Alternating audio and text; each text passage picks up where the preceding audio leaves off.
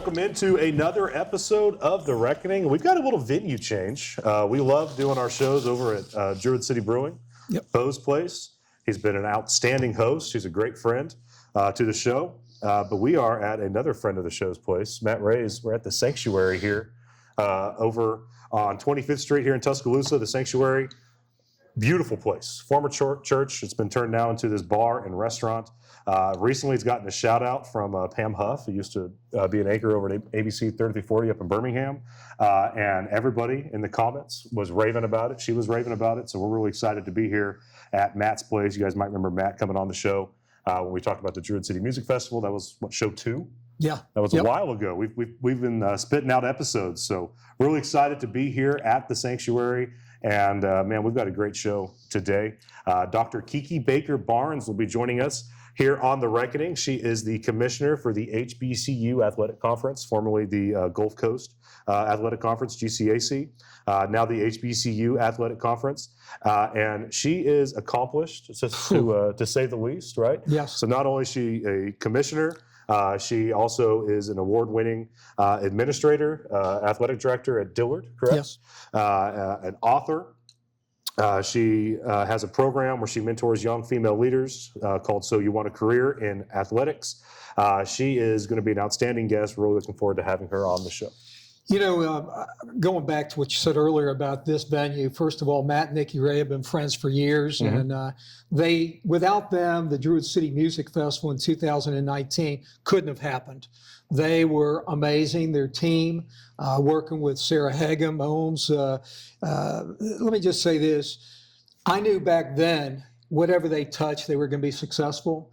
And this place is amazing. Didn't you say that Paul Feinbaum has been here? Yeah, Matt said, the two biggest celebrities were Paul Feinbaum and then Pam Huff. Yeah. And I said, what the hell? We've been here. Dawn and I have been here several times, and we're A-listers, especially this guy. So, but yeah, it's clearly, has a lot of appeal. It's a former church, beautiful, beautiful venue. Jacob's going to get some video of it and overlay it here, I'm sure, as we're talking about it so folks can see. But if you're in Tuscaloosa and you haven't checked out the Sanctuary yet, you need to. It is absolutely gorgeous, and the food is excellent.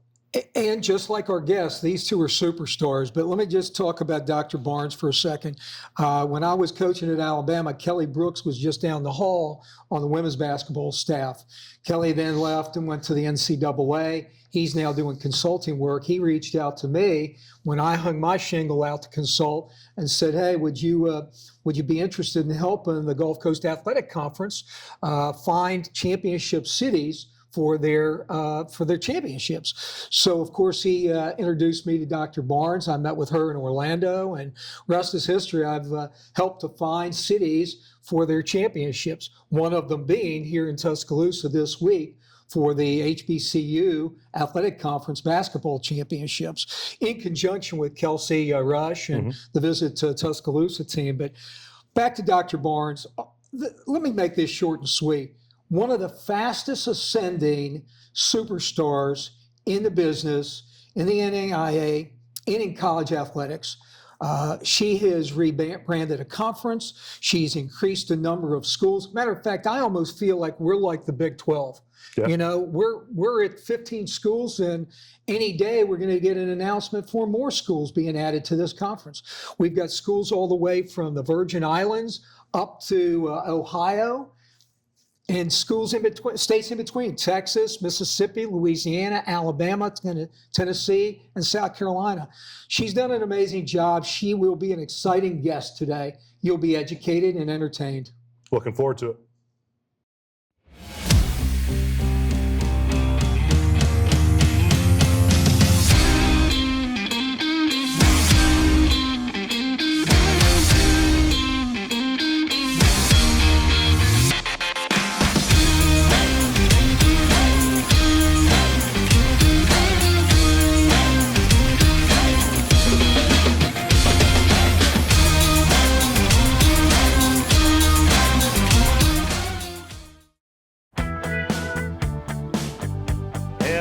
To the show, Dr. Kiki Baker Barnes. Really great to meet you. Great to have you on. Really excited to chat with you today about all things that you do, that you accomplish, and of course what is going on here in Tuscaloosa this week as we speak.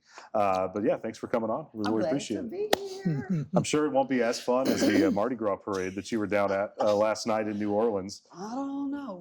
We'll see. We'll see. We'll try to make it as lively. We'll see. Yes. We'll do our best to try to make it as lively as a New Orleans Mardi Gras float. Just for the record, guys, she got in last night at 1 o'clock here in Tuscaloosa. I did. Didn't get to bed till 3 a.m. and she still made it onto our show. Yes. So And a I'm full honored. day.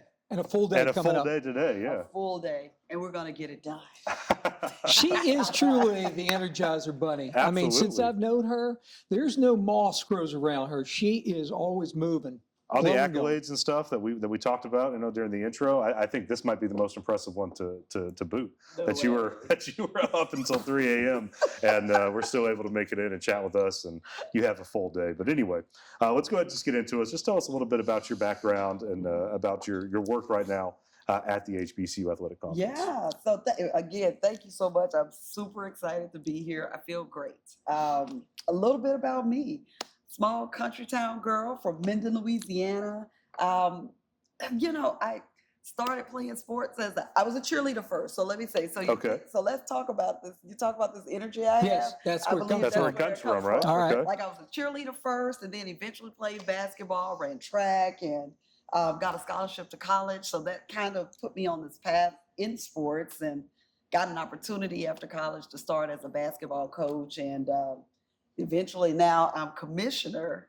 And what I'll tell you is the time that this particular time, I guess, in my career has been very interesting. It's been fun. I've learned a lot of new stuff. We, of course, recently rebranded the conference's name to HBCU Athletic Conference. We were the Gulf Coast Athletic Conference for 43 years. Yeah. And so some of that was because we have expanded the conference greatly since I took over. So Right. at the point that I started full-time on June 1, 2022, we were we were at 4 teams, and we had a couple like on the cusp. So we've gone from 4 teams to 13 teams in a matter of, this is 2 year years. 3 for me. So yeah, 2-3 year span. Wow. And so it's been fun because it kind of reminded me of what I used to do when I first started in my career. I was a recruiting coach. Yeah. Sure. I was out on the road. I was convincing people and selling them on why they needed to be a part of what we're doing. Right. And so I felt like, it's like, wow, I feel like I started at the beginning again, because that's where I started. I was an ambassador for my head coach and for the institution, and taking on this role allowed me to do the same work, but on a much larger scale. So we're so excited. Got a chance to get connected to this guy. Our A-list over here. I Our mean, A-lister. A-lister. I only hang with A-listers. I'm just Of saying. course. Like, I'm only with A-listers. So got a chance to hang with this guy. And he has opened my eyes to a whole nother side of sports that has contributed to where we are. So we're here in Tuscaloosa, title Kind. town. You're too kind. We're in title town, yes. And let me just say this, just as a point. The Crimson Tide, my high school mascot was the Crimson Tide. Okay. So I have a It's rooted in you. I have an affinity for the Crimson Tide. Well, we love to hear that here Yes, here in Tuscaloosa. But Yes. you talk about the conference expansion, and I think it's kudos to you guys for recognizing that geography matters. So you added some schools that were not in the Gulf Coast, and you said, all right, we need to change the name. So kudos to you for doing that. It still bugs me that we have, like Cal Berkeley is now in the Athletic Coast Conference when they are literally on the other coast. They're on the Pacific coast. That still drives me nuts just as a fan. But it's something that I think maybe people don't realize is that conference expansion does not just take place with those Power 5 conferences at the NCAA Division I level. Yeah. The NAIA goes through it as well. Yeah. Talk to me a little bit about that process and the difficulties, the challenges that you faced in expanding the conference's footprint. So, well, I think that's a good question, actually. I think one of the largest challenges is getting people or getting the institutions to believe in what we were trying to build in terms of how we could collectively work together and eventually, hopefully financially sustain ourselves a little bit better. I would say NAIA is an association of small private colleges. So everybody's got a money problem. Uh-huh. Everybody's got a money problem. So the question though is, well, how do we work collaboratively together to position ourselves in the market to where we have our value can increase. We can get some of those needed dollars. We can eventually, hopefully, maybe hire the appropriate staffing, or we can improve our facilities. And so, we want to do those things, but all those things cost. And so I would say that the initial challenge was, okay, is this really going to work? And can we really collectively get together and increase our value in a way where we can start to garner larger brand partnerships or relationships with CVBs now and sports tourism groups that would say, we see your value, we want to bring you in, we'll provide some things, and you're going to do some piece, do your part. So I would say that because we had not done it, it was like, okay, just believe in me, please. First, I'm going to work really hard. So there was the sale, honestly, I think of me personally and my leadership and saying, hey, I've met with my council of presidents. We have a vision. Here it is. Articulating that vision to them and saying, why don't you come and join us? So I think, again, getting buy-in was the first part. And now I would say, as we're continuing to grow it, just keeping everyone focused on. So with every problem that you solve or solution that you present, it causes other problems, right? Yeah. It's a domino. Yeah. But to me, right, it's good if we're solving a problem over here and it's creating something else over here. That's a good thing. That's part of her positivity that I was telling you about. Absolutely. I've seen situations where most people, myself definitely included, would go down a negative trail. Oh, yeah. She takes it, and immediately it's this energy that she has, this positive, I can do attitude. And that's what she has brought to this league. Absolutely. Thank I see a problem comes up, and whatever's in my hand, I chuck it across the room before I attack it. Well, I'm not gonna say I probably haven't done it, but I do believe those who are entrepreneurial in nature. So I think the other thing I like about this role is the entrepreneurial spirit. There's a level of freedom to create something and to build it. But everybody's not built to do entrepreneurship. They are very uncomfortable when there's, okay, but now there's this. And I know, but this is good because that means we've done this thing right and we've got this problem. I'll never forget. So I'm the first employee. So we're getting our paperwork in line. And so I think we're trying to get in alignment for our unemployment taxes. There are all these things you have to do when you transfer to a full-time employee. And so I remember sending an email to my treasurer, and I said, we got big business problems now. Like, we have to do unemployment. We've got we need workers' comp, insurance. There are all these things that we need now that prior to, when you didn't have an employee, none of these were things that you needed to solve for. Right.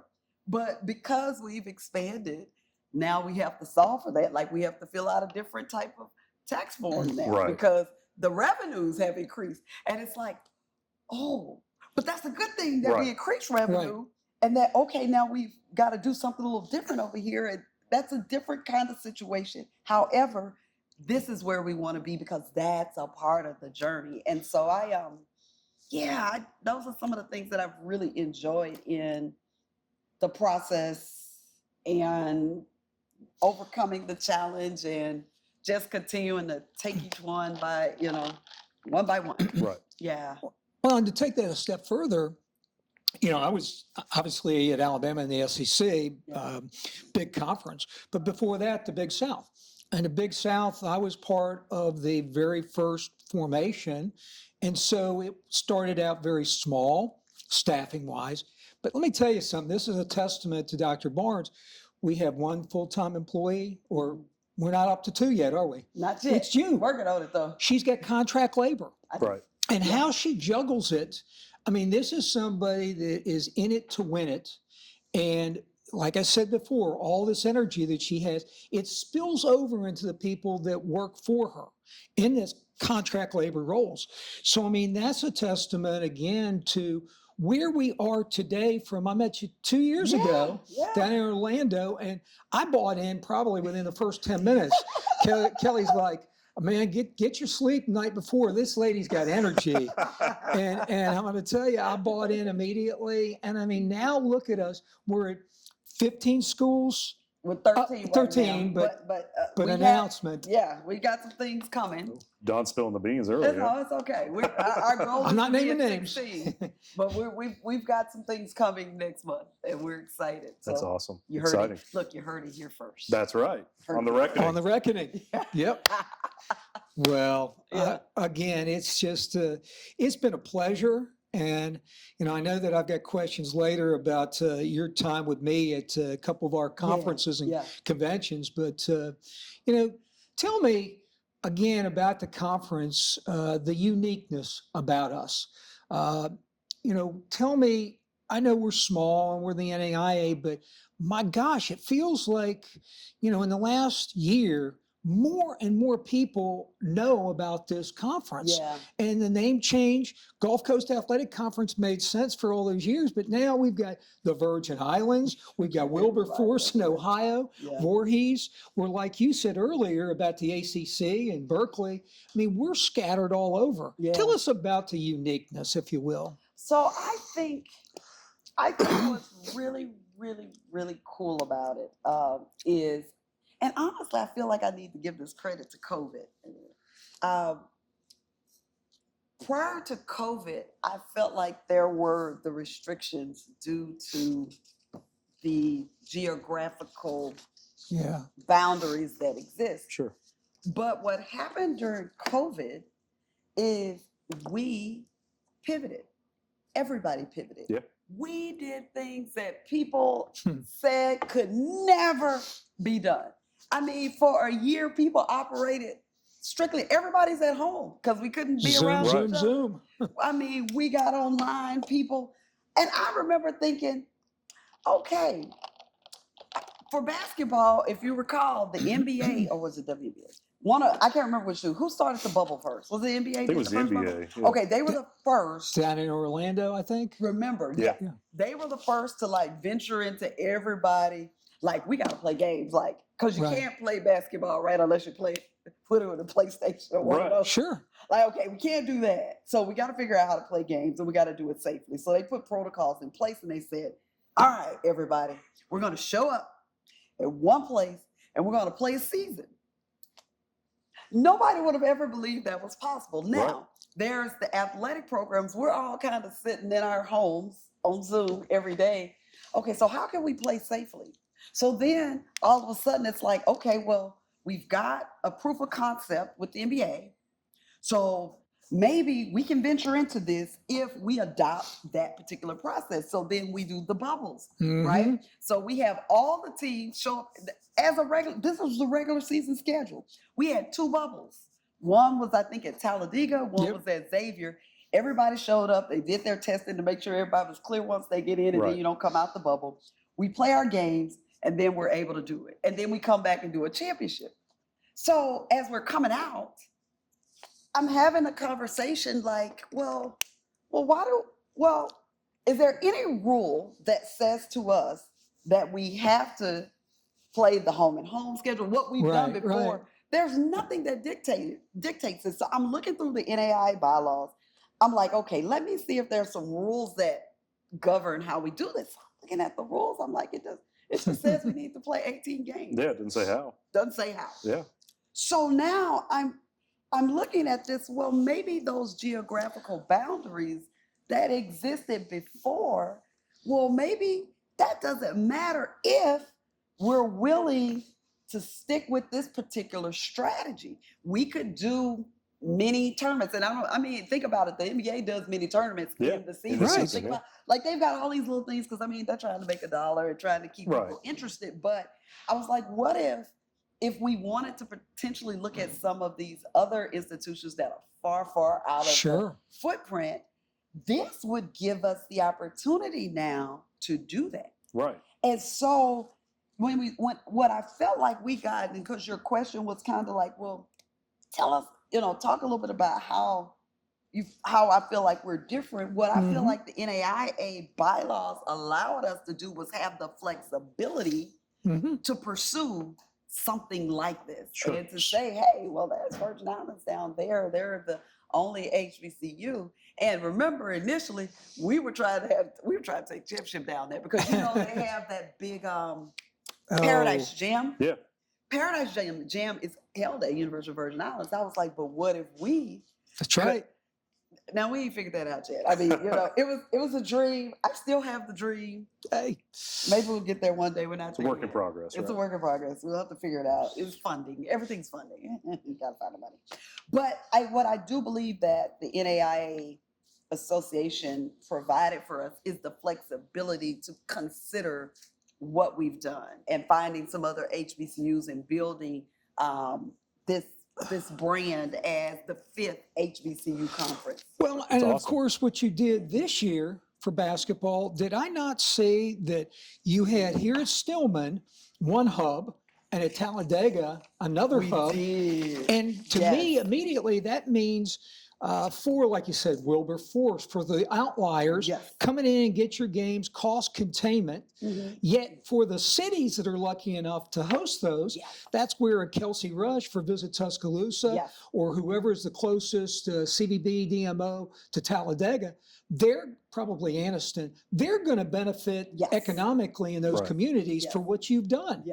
And I mean, let's be honest, down there in Orlando, Jason Siegel and the sports commission down there probably helped with the NBA to get them recruited to play there in that bubble. So of course there was economic impact. So you know we what? talked a little bit about this when we were in Punta Gorda, and I forgot which panel it was. Don and I were talking, but we talked about conference realignment. I posed the question to somebody down there. I can't recall the exact conversation, but that's a sports tourism solution, right? Finding a bubble, finding one site to get a bunch of teams to come, host one tournament. It helps with other teams' budgets, right? So they're not traveling, from Alabama to Ohio and back twice a year. But with the current landscape at the NCAA Division I level, there's probably a sports tourism solution in there with some of these non-revenue sports at, let's say, Cal Berkeley, when their women's tennis team has to play Clemson in an ACC game. Well, why not get Cal and the other, who's the other West Coast team in the ACC? USC. USC's Big Ten. USC. USC and UCLA went Big Stanford. Ten. Stanford, that's right. Stanford and Cal, they're both in the ACC. Why not, meet You in and the I middle did somewhere? have that conversation. Yeah, we And had you know that what? conversation. Sports ETA needs to have Dr. Barnes come Absolutely. out and do a clinic on that. Or else what we could do is get some of those commissioners in those conferences to call her to figure out how this was all done. Because you're right. It won't happen in football because there's too much economic and basketball. Right. But for some of your other sports, soccer, wouldn't that make tennis, sense? track and field, swimming and diving, the non-revenue sports. And that's no shade to those sports at all, but I mean, it's make them revenue producing. Like find a way, like for them not to continue to refer to you as non-revenue. You can say, no, we do generate revenue. Here's how we do it. Right, we generate economic impact for these cities that we go to. I legitimately think there is a sports tourism solution to these new challenges in college athletics with conference realignment and the geographic restrictions now being nil. I agree. And I think it's awesome. You're kind of leading the charge in that regard. I didn't know I was leading the charge. You didn't know? Hey, I told you you. are. Breaking news. Hey, trailblazer. Okay? Trailblazer, absolutely. Blazing on trail. Okay, I like it. Segue. Hey, I was getting ready to ask some other questions, but since I brought that up, let's talk about the book for a quick second. Not a quick second. Talk about the book. Because I'm going to tell you what, I wouldn't be surprised if you'll see in some institutions around the country in sports management, sports in general, taking that book and actually being able to go to school off of it for some of the curriculum. So tell us about your book. My book. So this is 7 years in the working. Let me just tell you. I've wanted to write a book for some time. Just couldn't figure out when I would have the time to do it. Right.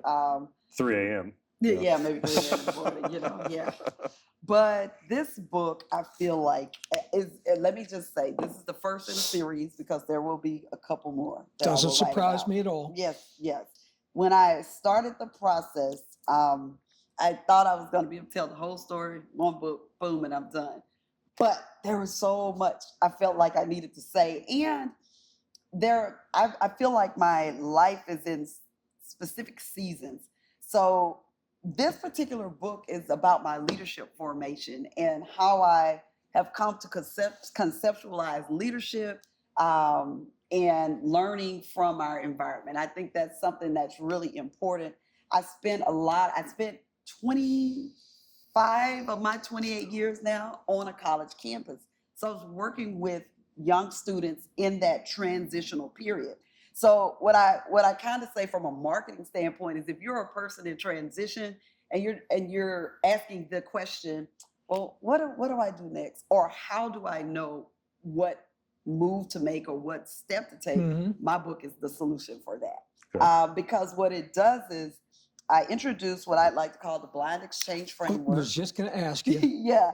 So the blind exchange framework, there's a story in the book about me dropping a baton when I was in high school, my senior year. And it kind of gives a framework about what to do once you have made a mistake, and when things don't go your way. Your next steps are really honestly what define how things pan out for you. And so there's an element of that framework. And it's trying to give people a different way to view and have perspective around what is happening. Everything that's bad is really not bad for you. Sometimes there's lessons for you to learn, but if you don't have the right mindset or know how to think about those things, or a framework, why I call it a framework to look at what you're experiencing, it can be really tough. And so I've had mentees of mine who will say, or people come up to me and say things like, "Oh, Dr. Barnes, I want to be like you."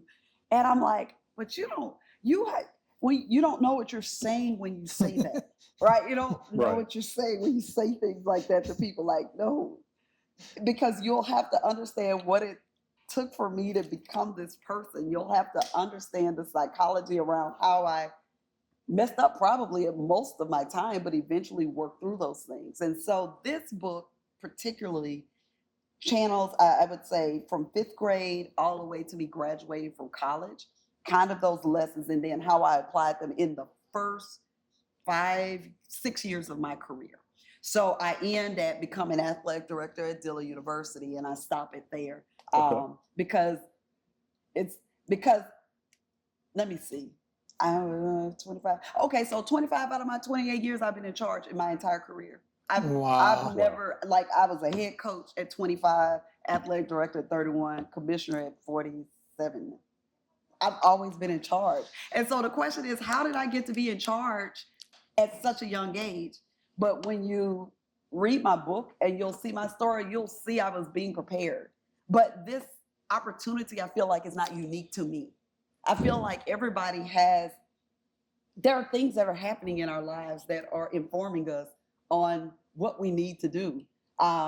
It's practical. It's not as in the pie in the sky spiritual it's a spiritual, I would say there's a spiritual element because I'm a Baptist girl, turned Catholic. But my mom's a pastor, so I grew up in church. So there's an element of spirituality there. But I've always really tried to help people. What is the practical step you need to take? Get out of the sky. What are you experiencing in your moment? You need to understand what that is. And there is a clear step you need to take. A lot of times people are scared about it and they won't take the step. Right. But they'll keep being in the sky. And I'm like, well, you've got to come down and you've got to make a decision.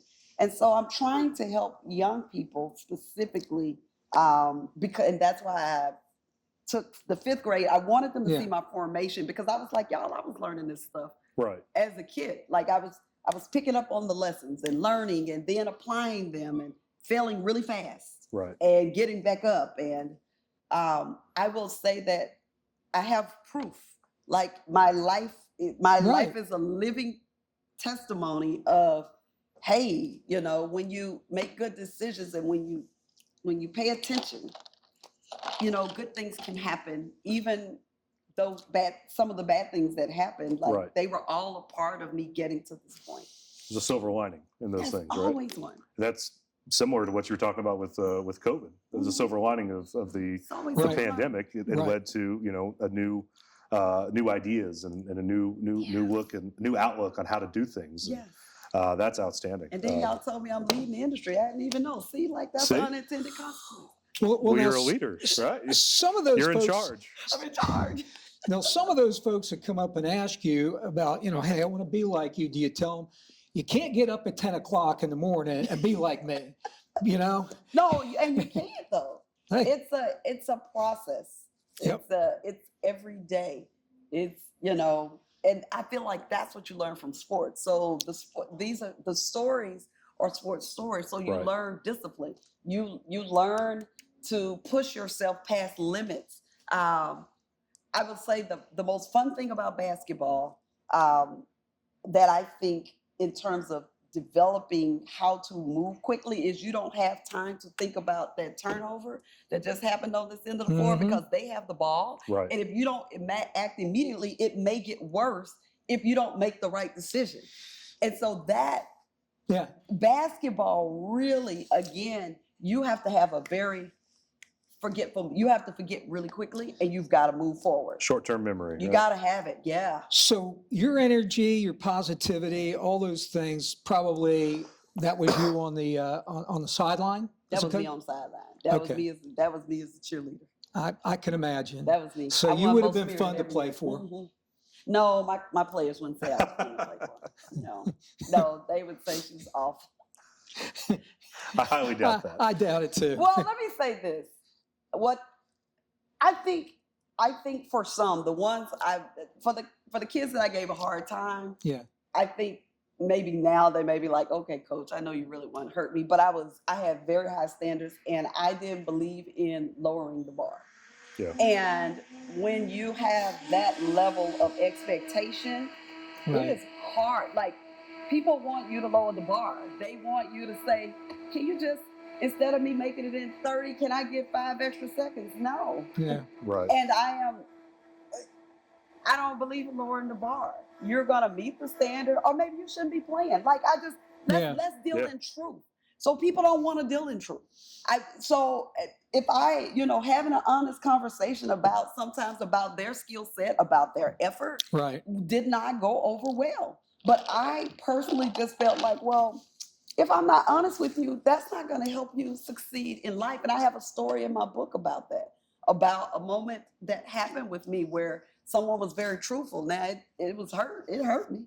Yeah. But what I'll say is, I think it was the turning point in my life. It was the thing that I believe I needed that has helped me to be where I am today. If I hadn't had that level of accountability, Right.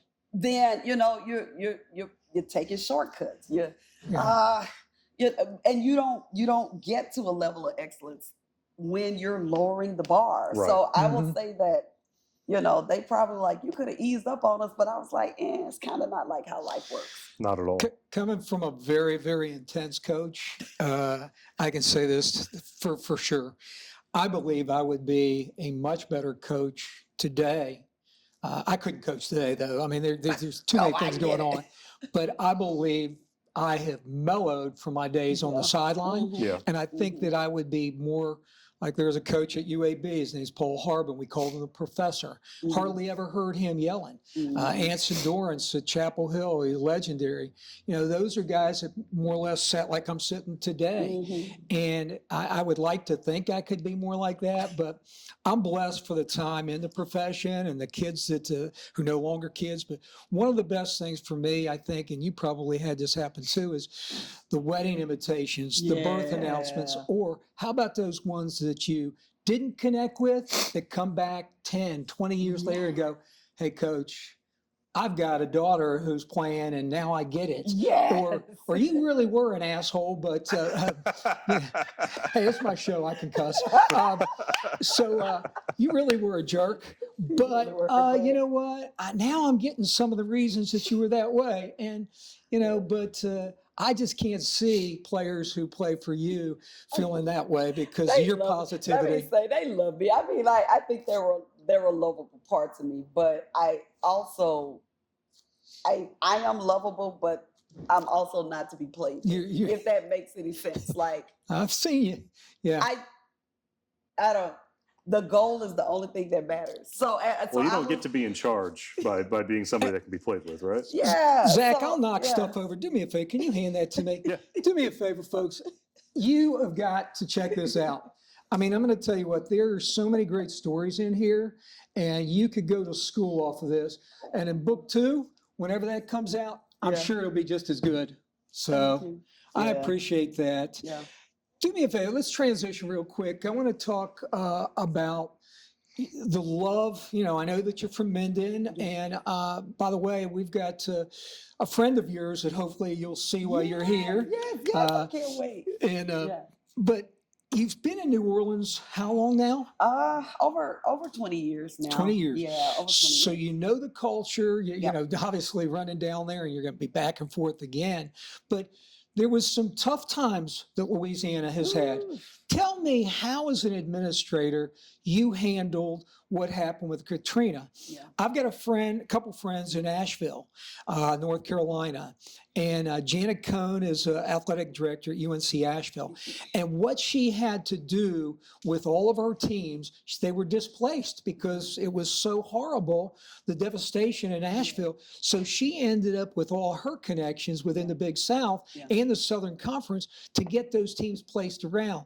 They're in New Orleans with Katrina. Yeah. You had to battle that. Tell us a story, or how did that go? Yeah. So, let me just say this. So when Katrina hit, I was the assistant women's basketball coach. So after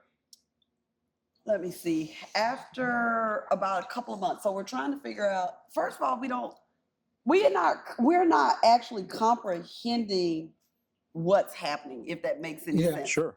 Initially, it's okay, everybody's evacuated and we're trying to talk to each other and we're waiting to hear when are we coming back. There was this, okay, we're going to open back up, and then it's like, but we can't get into the city, and now all the phones are down and we're having trouble connecting with people who have 504 numbers, and now it's been a month and we're having to move from a hotel to a shelter because now we can't. So it was just insane. Now for me, we were in Minden, so we had safety.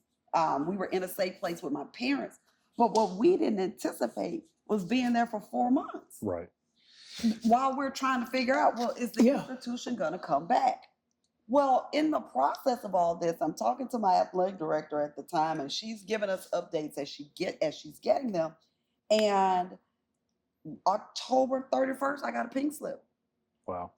So I reached out to her and I said, hey, like, what's going on? She didn't know. And they had realized that we weren't going to be able to have a semester. You never told me this story. I didn't know that. Look, that's book 2. That's part of book 2. Wow. Yeah. But so first of all, I'm flabbergasted because I'm like, well, wait, they decided to cut all the programs because, again, we didn't have tuition. Yeah. And so I'm like, don't have any resentment from Dillard. I mean, I went back because you understood, we didn't have a semester. We didn't take in any revenue.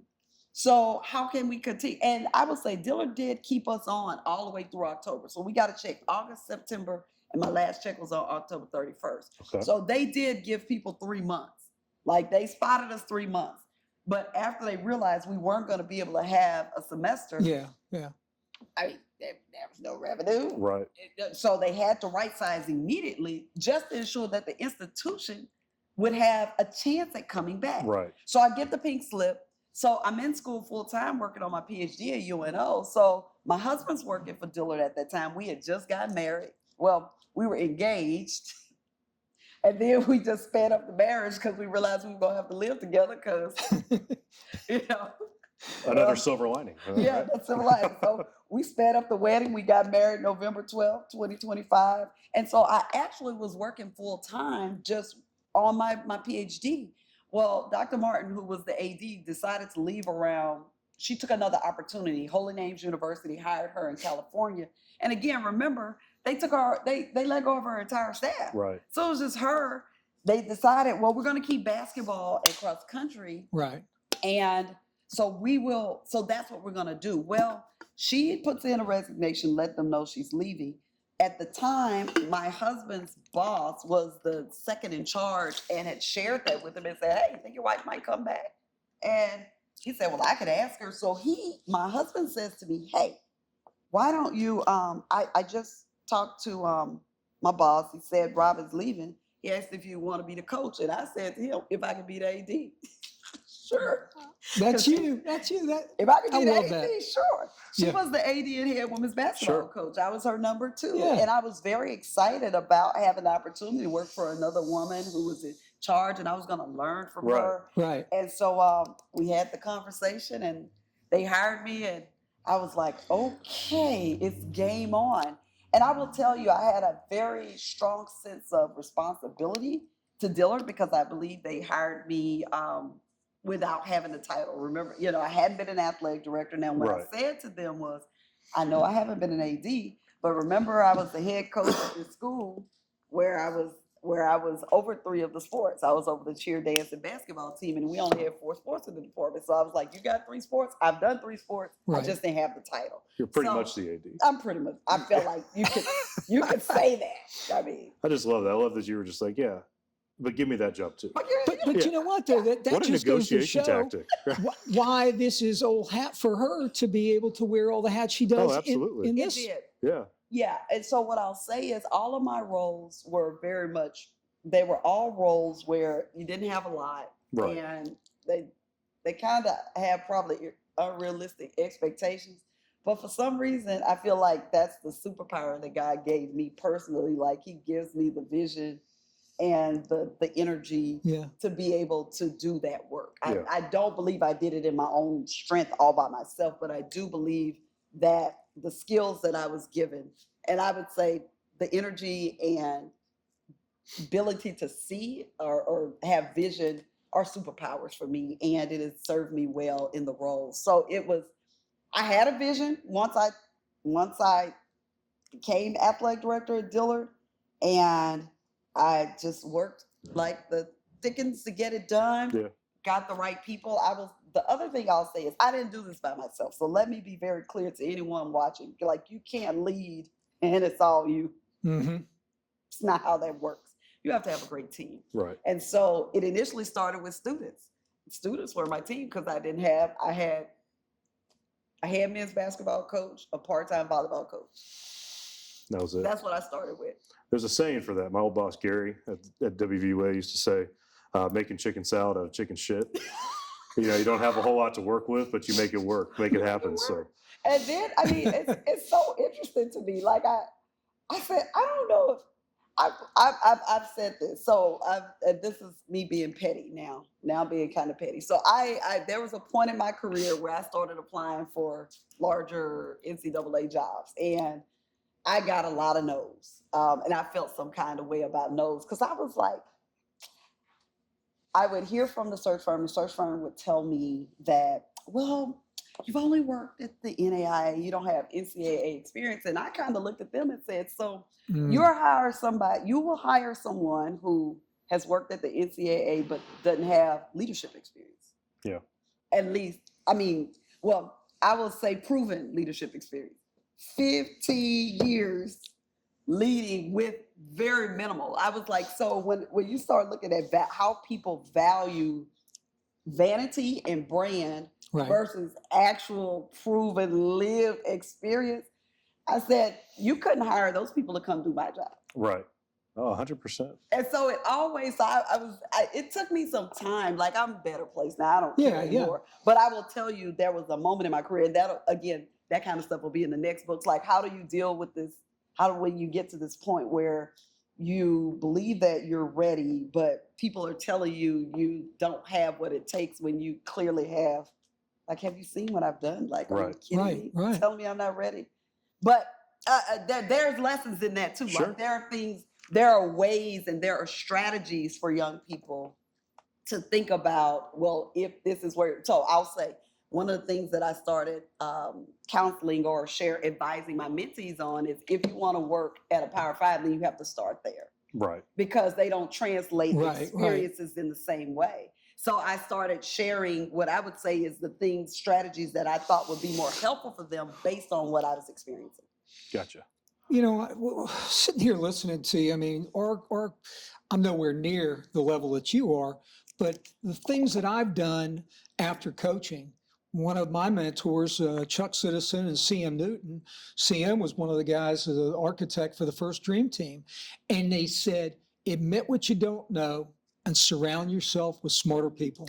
Amen. And I mean, just like this show, I mean, I got very, very lucky with the two of these, my producer and of course, Zach. Zach carries the show. And admit what you don't know with the students. When I first got out of coaching and started the sports commission, it was all that young talent from UA Sports Management. And they made me look good. They helped us with the economic impact. So you know, you feel me when I say, like, having the right people changes the game. And you don't necessarily have to have masses, as long as you've got a few core people that believe in what you're trying to do and are going to work hard. You know, so you've done that. I mean, I look at what Kelly's doing. We have that with the current team now. I mean, Kelly and Danny and you know, Joyce, the whole crew that you have on board. And I know I'm leaving some out, but you were able to feel comfortable enough to leave. You got a big tournament, your premier sports. I know. Yeah. And you left for just a little while. God, I still don't know how you did it, but you were comfortable enough with your director of operations. That speaks volumes. Oh yeah. Let me tell you, I have superstars. Like, I could go on and on and on about the team. Like, and it feels so good. We make jokes. I tell them, I feel like, if I feel like I'm on a basketball team that's really good. Like, we can't lose, you know. And if we do, like, mess up a little bit, we still figure out how to win. Like, we figure it out. Everybody's accountable. You know, we are willing to take risk.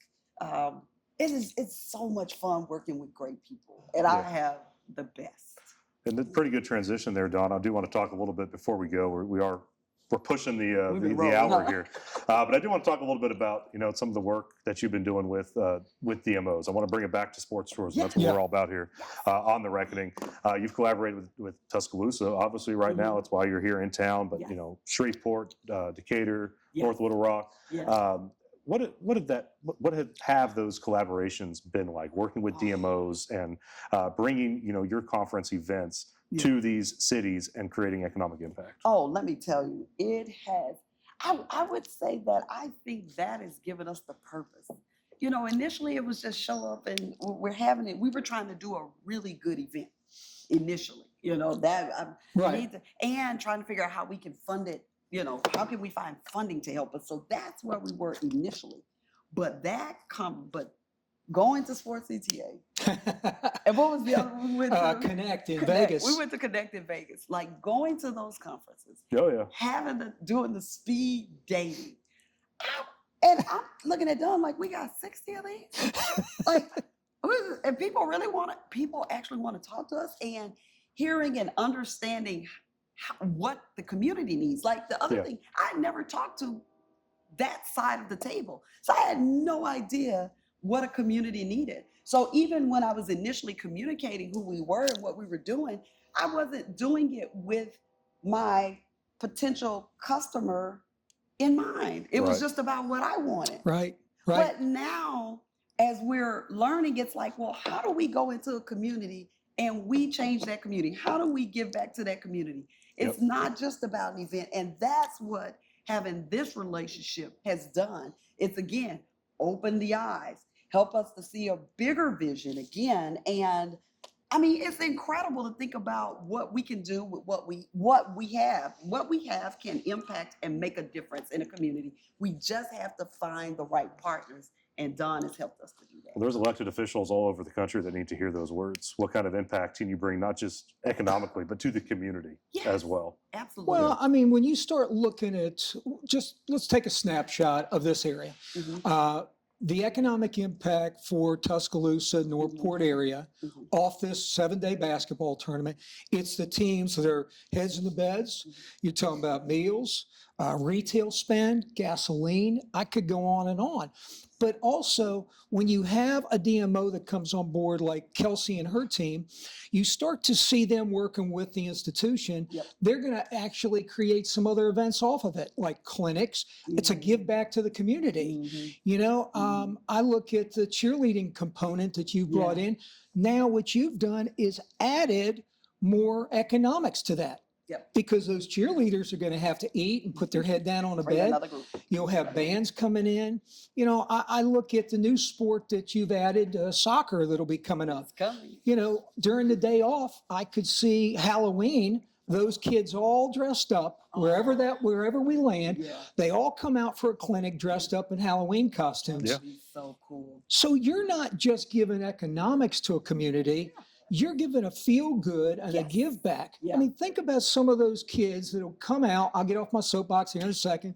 I am the one your son. But they We're going to rebrand the show Don's Soapbox. Don's Soapbox. But what's going to happen is there could be a 7-8-year-old that comes out that gets hooked on basketball at Dillard or Philander Smith, places that they've never heard about.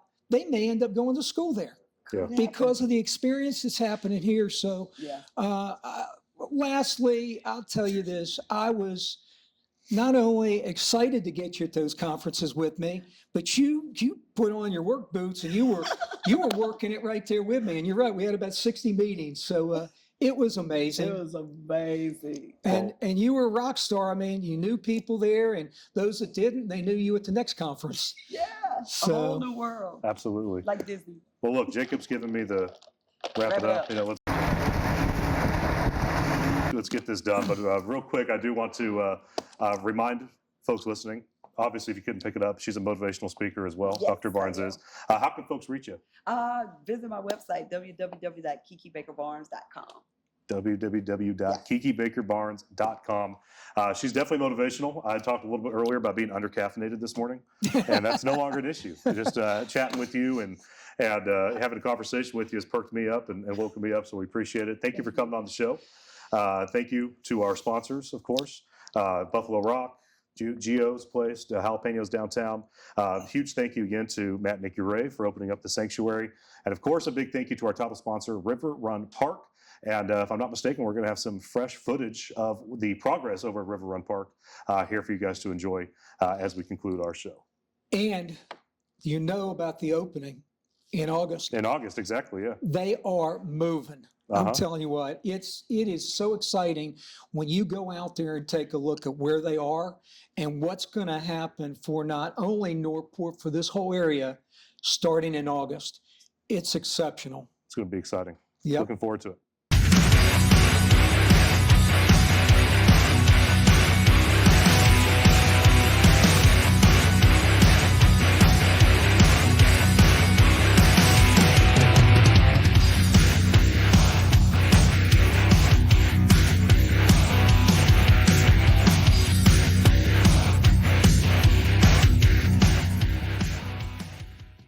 I think the funnest part about this is her name, Kiki Baker Barnes. Kiki Baker Barnes. Kiki Baker Barnes.